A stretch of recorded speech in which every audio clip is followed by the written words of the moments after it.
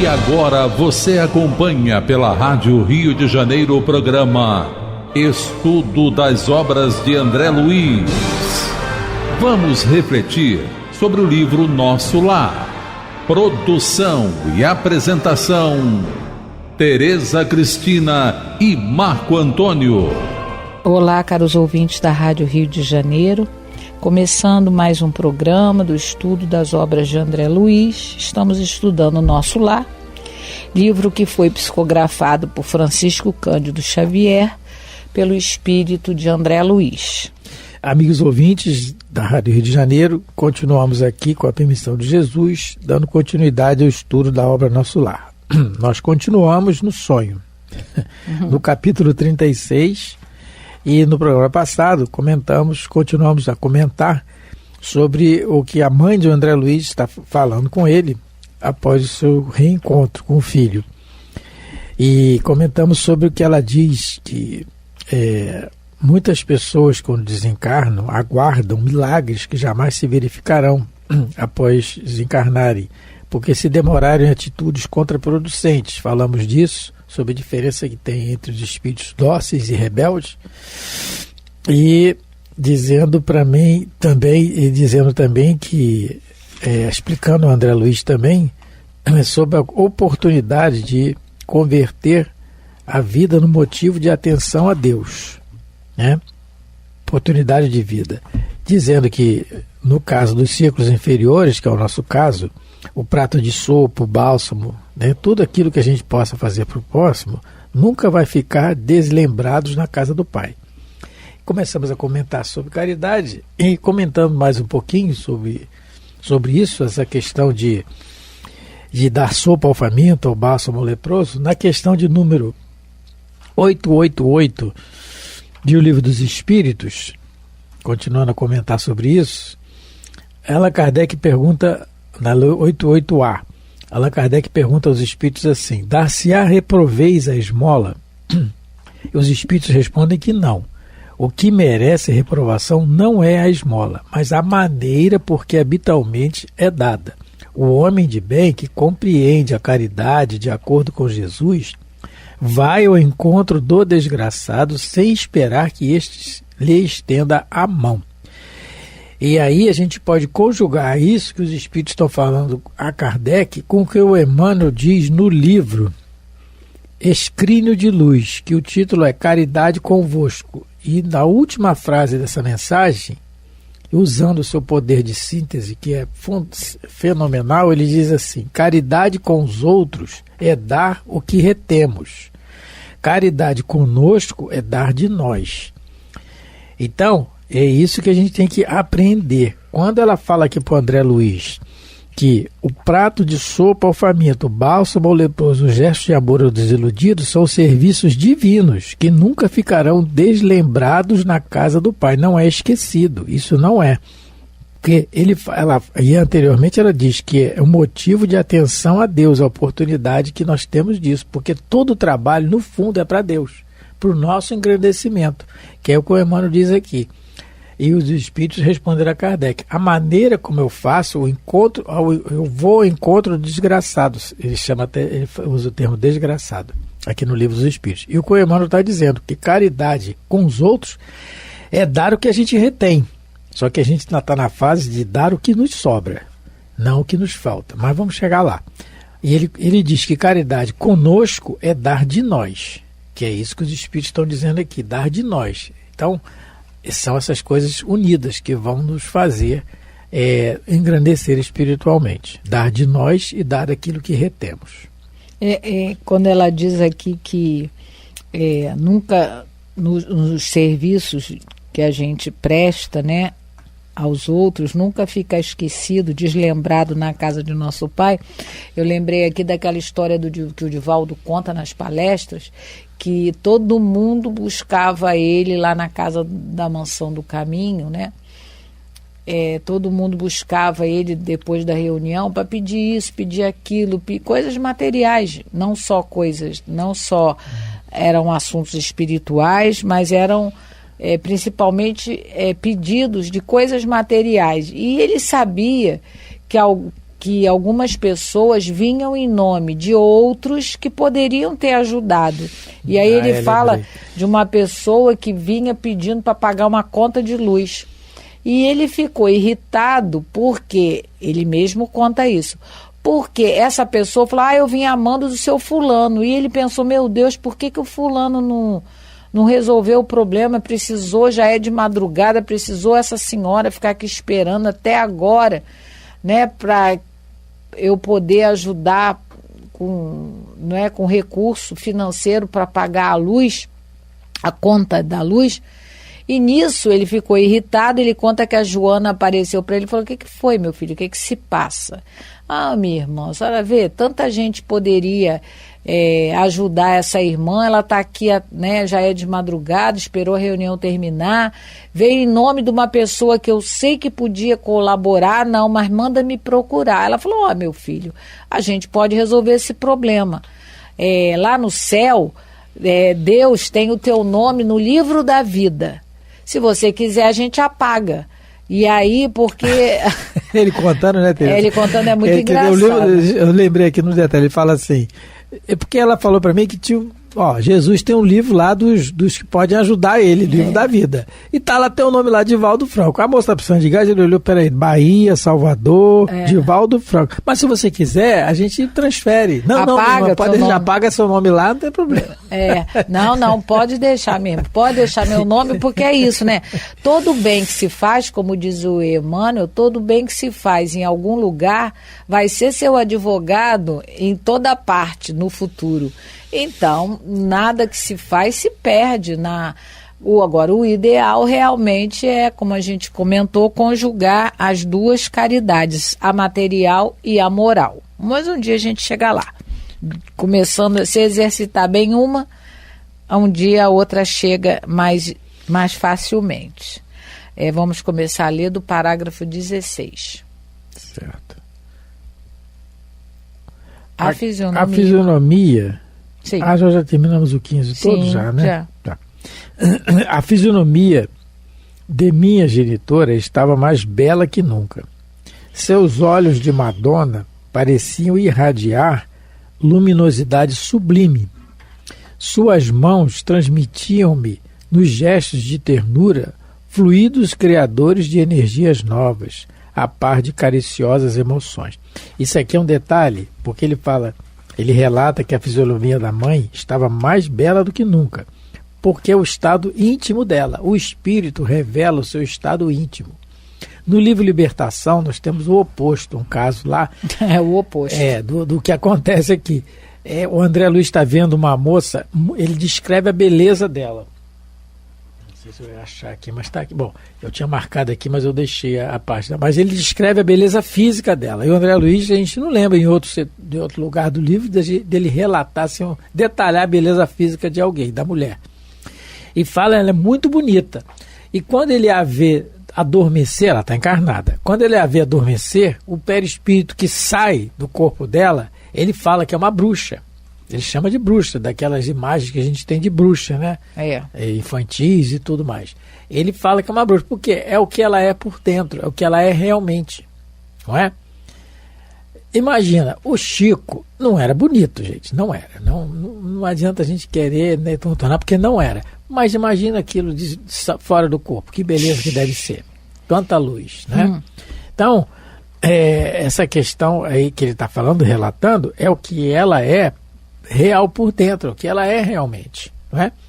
Tanta gente que a gente convive no nosso meio, que não tem a beleza física, mas quando chega perto de nós, irradia tanta simpatia, tanta bondade, que você quer ficar perto da pessoa. A pessoa é legal, não é que eu seja um santo, mas a pessoa é legal, a pessoa boa de convivência. E tanta gente bonita que chega perto de nós, e só de chegar já dá um mal-estar. É isso, é o que transparece. E está encarnado, está no corpo. Lembrando que o nosso corpo é um escafandro, que ele meio que apaga isso, né? Aí, desencarnado não tem jeito, vai transparecer. É o caso do irmão Jacó no livro Voltei. Novamente falando desse livro, vez por outra a gente fala. E ele, ao desencarnar, não tinha luz.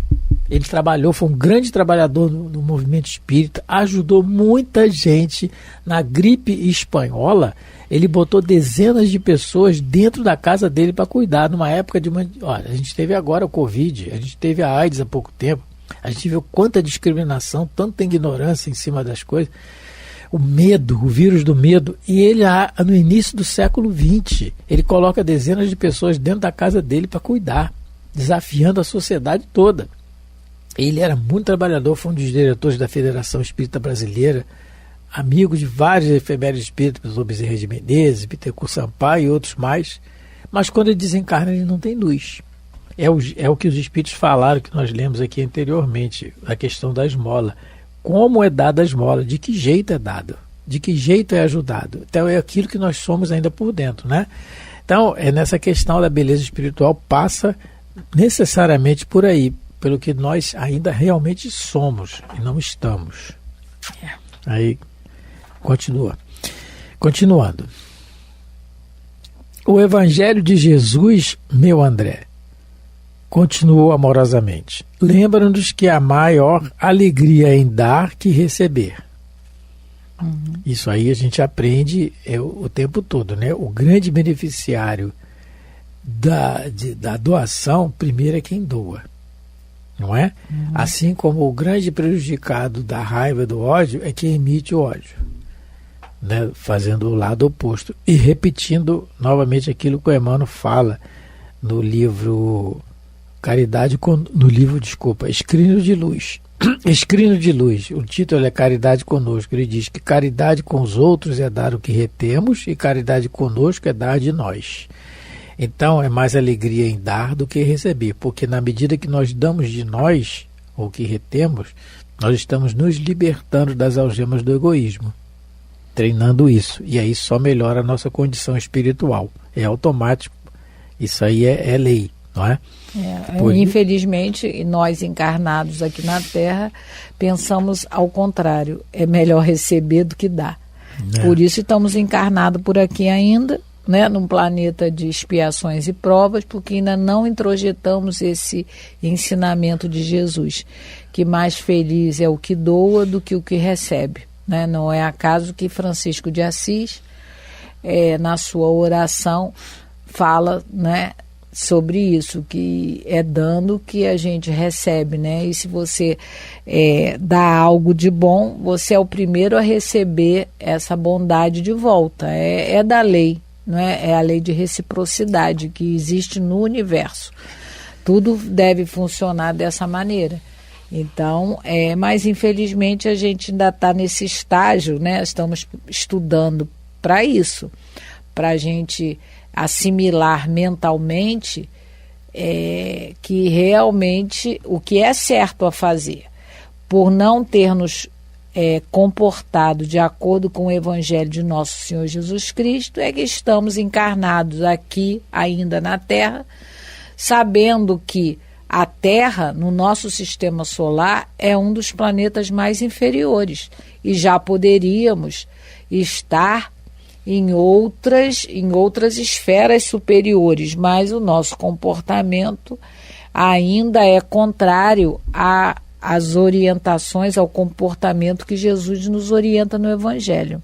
Enquanto a gente não tiver boa vontade de se esforçar para melhorar o comportamento, estaremos na nossa escola planetária ainda por muito tempo. E graças a Deus temos ela, né? Graças a Deus, com todas as dificuldades, nós tenhamos a certeza que a escola para todos os espíritos, ninguém está desamparado do amor de Deus. E embutido aqui nessa frase, tem um raciocínio que ela diz aqui: a maior alegria em dar que receber. Embutido aqui está o raciocínio de que não esperar nada em troca. Porque se tem maior alegria em dar do que em receber, na hora que eu for dando, não tem que esperar a retribuição. Eu não teria que esperar. Eu, Marco Antônio, espero. A gente espera. Mas não deveria, porque nem um muito obrigado. Porque, no fundo, como ela disse anteriormente, todo serviço é motivo de... André, converter toda oportunidade da vida em motivo de atenção a Deus, porque todo trabalho é para Deus. Não é? Isso. Aí ela... Quer falar mais alguma coisa? Ela continua. Aprendamos a concretizar semelhante princípio no esforço diário a que formos conduzidos pela nossa própria felicidade. Então, ela está dizendo que aprender a concretizar isso, quer dizer, fazer isso, assim, uma ação do dia a dia, é no esforço diário da onde a gente vive. Onde é que a gente vive mais? Dentro de casa, no trabalho, não é? Com a sua convivência. Então, no esforço diário que fomos conduzidos, a gente foi conduzido. Nós lembramos, acho que foi no programa anterior, que nem uma mensagem da Joana de Ângelo, no livro Vida Feliz, que ninguém está encarnado no lugar errado, com a família errada. Está tudo certo. Está tudo certo. Ah, meu Deus, eu não queria morar no Brasil, mas está encarnado aqui. Mesmo que não tenha sido o nosso planejamento, foi a nossa escolha, então está certo. Porque muitas das vezes a gente pode sair, como dizemos, da linha do 10. A gente tem um exemplo disso no livro Os Mensageiros. No livro Os Mensageiros tem um médium, acho que é o Otávio. Ele... Se eu não me engano, é o Otávio. No planejamento dele não constava o casamento, constava a adoção de 6 órfãos. Mas ele fez a sua própria escolha. E aí ele acabou se consorciando com um espírito muito inferior a ele, teve como filho um mais inferior ainda, e ele acabou a encarnação totalmente desequilibrado. Então, de uma maneira ou de outra, ou a gente é colocado, né, por Deus, e a gente segue as orientações do nosso planejamento, ou muitas das vezes a gente também pode sair fora daquele planejamento, mas de qualquer jeito a escolha foi nossa. Então reclamar de quê? A queda de Otávio, capítulo Otávio, 7. Né? Capítulo 7. Ali ele mostra que o planejamento dele, né, no caso, quando ele saiu de nosso lar. O André Luiz, ele encontra com esse espírito e outros que foram médiuns falidos aqui na Terra. E ele encontra ele lá no Ministério da Comunicação, no Centro de Mensageiros. E o Otávio diz para ele que ele, infelizmente, ele tomou outro rumo. Mas aí, não era aquele, lógico, com a permissão de Deus, porque sempre tudo que acontece é com a permissão de Deus. Mas, vamos dizer assim, o caminho que ele escolheu não foi o caminho da nota 10, né, do 100%, do completista. Então, mesmo assim, a gente não tem que se queixar, porque a escolha foi nossa, né, com a permissão de Deus, a escolha foi nossa. Então, como ela diz aqui, a gente tem que treinar sempre, porque treinar felicidade, treinar essa orientação que ela nos dá, para a gente não ficar triste quando não receber. Mas o importante é que a gente já aprendeu a dar, a servir. Não é? Às vezes eu me pego reclamando do comportamento de certas pessoas, né, que convivem comigo, mas depois eu falo assim, poxa, eu estou tendo, aí eu paro para meditar, né? Eu sei quando estou agindo errado, mas a oportunidade é minha de servir. Bênção para mim, oportunidade para mim. O outro, infelizmente, ainda não está na condição de servir como deveria, mas a oportunidade é minha. Porque às vezes a gente coloca o outro num lugar que ele realmente ainda não tem condição de estar. E a gente sofre, porque gostaria que ele já tivesse nessa posição, mas ele não consegue. E aí a gente acaba sofrendo com isso, mas é a gente que tem essa expectativa em relação ao comportamento do outro. Mas como ela está dizendo para o André Luiz, meu filho, lembre-se que, segundo Jesus, a maior alegria em dar quem receber, a todos os níveis, materiais, sentimentais, emocionais, espirituais. Se você tem que se sentir feliz porque você já está começando a aprender a servir, a compartilhar, a dar. É isso que ela está. E ela vai continuar, né, Mar? Ela vai continuar e vai falar o fundamental aqui na frente. Isso. Né? Ela continua assim: dá sempre, filho meu, Sobretudo, jamais esqueça de dar de ti mesmo em tolerância construtiva, em amor fraternal e divina compreensão. Ela está falando exatamente o que está na pergunta 886 do Livro dos Espíritos. É exatamente isso. Com outras palavras. Com outras palavras. É muito interessante. Deixa eu pegar aqui. Ela fala, olha, vamos lá. Jamais esqueça de dar de ti mesmo, porque até só pode ser de ti mesmo, porque pedir tolerância do outro para o terceiro é fácil. Ó, tolera ele, eu quero ver eu tolerar. Né? Tolerância, amor e divina compreensão. Benevolência, indulgência e perdão. Tá direitinho, acho que ela leu o Livro dos Espíritos, essa senhora. Não é? Então, divina compreensão. Porque é disso que ela está falando, porque ela veio falando da esmola, que anteriormente, né, de dar o básico. Claro, é lógico que isso é dever nosso. É só se nos colocar na situação do outro, né? Se a gente gostaria de receber uma ajuda para comprar um remédio, não é? Ou então um prato de comida, pelo mínimo que seja, né? Então é complicado. Fica com fome, fica sem comer 2 dias. Um amigo nosso, o avô dele falava, fome de 3 dias, né? As crianças pediam comida, né? Eu lembro sempre dele. Então, isso é obrigação. Agora, ela vem abrangendo, parece que o assunto vai evoluindo, né, Tereza? A conversa vai evoluindo até que ela chega aqui, ó. Dá de si mesmo em tolerância, amor construtiva. O que é uma tolerância construtiva? É importante isso. Porque às vezes a pessoa acha que tem que ser paciente, mas sem agir. A tolerância construtiva é aquela que você está, né, a pessoa, vamos no caso dos relacionamentos, né, porque é disso que a gente está falando, que a gente só evolui em sociedade, a gente só evolui com o outro. Então, o outro está agindo de uma maneira diferente daquela que você esperava, não é? Então, você tem que ser paciente, mas você tem que continuar na orientação, tem que continuar tentando, de alguma maneira, não modificar o outro, mas talvez modificar o seu próprio comportamento, para você aprender a lidar. Porque senão essa tolerância não é construtiva. Você está tolerando, mas não quer saber, se afasta. Isso não é o ideal. O ideal é essa tolerância construtiva, né? Não é você ficar parado sem fazer nada. Você tenta, de alguma maneira, orientar, mostrar. Eu entendo tolerância construtiva assim, porque ela não usaria a outra palavra, construtiva, se não tivesse, ela quisesse dar um adendo à palavra tolerância. Então, eu entendo que tolerância construtiva é aquela que você espera, né?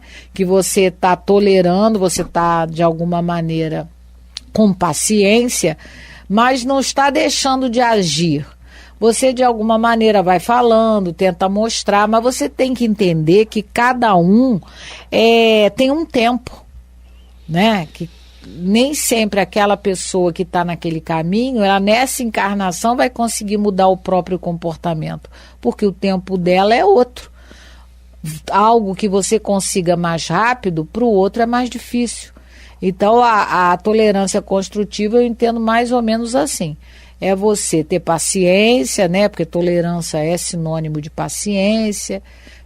E você, de alguma maneira, continuar agindo, nem que seja através da oração, pedindo a Deus por aquela pessoa, tentando de alguma maneira, né? E aí ela vai falar também como é que ela fala? Da tolerância, amor fraternal a todos, né?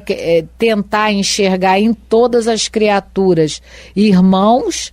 E quando ela fala da compreensão, né? Divina. Como ela fala, a divina compreensão. Divina. Como é que Deus tem compreensão conosco? Porque Ele nos conhece a história. Sabe o que a gente pode dar ou não, quais são as respostas que a gente já pode dar ou não. Então, de repente, essa divina compreensão passa pelo fato da gente compreender que o outro, ele tem uma história de vida. Ele tem algo que a gente não consegue entender, mas que ele traz a sua história e, por isso, o comportamento dele. Deus sabe das nossas histórias, né, pretéritas e futuras, então ele tem essa, como se diz, né, essa divina compreensão para com as nossas atitudes. Mas terminamos mais um programa, agradecendo a todos pela paciência de nos ouvir, desejando a todos muita paz de Jesus. Muito obrigado pela atenção, fiquem com Deus. A Rádio Rio de Janeiro apresentou o programa Estudo das Obras de André Luiz. Produção e apresentação, Tereza Cristina e Marco Antônio.